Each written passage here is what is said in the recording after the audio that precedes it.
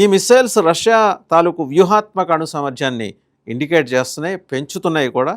And ఇవాళ బురెవెస్టిన్కి ప్రతిగా ప్రతిగా తీసుకొస్తున్న ఈ మిసైల్ గనక, బురెవెస్టిక్నిక్ అనే ఈ మిసైల్ గనక రంగంలోకి రష్యా దించితే అమెరికా దగ్గర మినిట్మ్యాన్ 3 ఉంది. సరే, ఇవాళ మినిట్మ్యాన్ 3ని ఎందుకు అసలు టెస్ట్ చేయాల్సి వచ్చింది?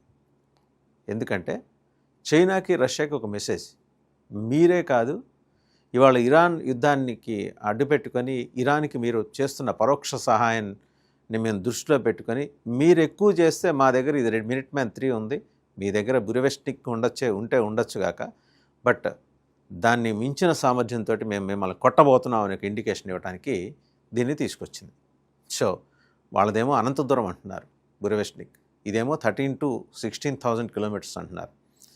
సో ఏది ఎలాంటి రిజల్ట్ ఇస్తుంది అనేది వాడినప్పుడు, ప్రయోగించినప్పుడు తెలుస్తుంది. బట్ ఆ వాడటమో ప్రయోగించడం అనేది ఇప్పటికైతే జరగకపోవచ్చు కాక ఇది ఖచ్చితం. ఎందుకంటే అణ్వస్త్రాలతోటి కొట్టుకునేదాకా పరిస్థితి వస్తే ప్రపంచం మిగలదు. వాళ్ళది ప్రయోగిస్తే నెక్స్ట్ మేము ఇది ప్రయోగిస్తామని అమెరికా చెప్పుకోవడానికి అమెరికా ఉండాలి కదా ఒకసారి.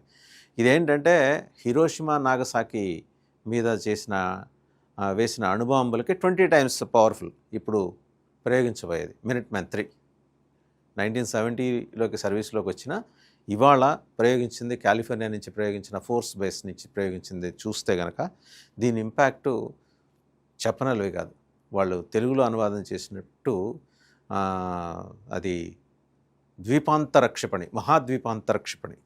సో మరి ఎన్ని లక్ష్యాలను, ఎన్ని సముద్రాలను దాటి ఎన్ని లక్ష్యాలను ఛేదిస్తుంది ప్రయోగిస్తే తెలుస్తుంది. ఇప్పుడైతే ఏంటంటే దానికి సంబంధించిన ప్రోటోకాల్స్ ప్రకారం ప్రయోగించారు వితౌట్ వార్ హెడ్స్.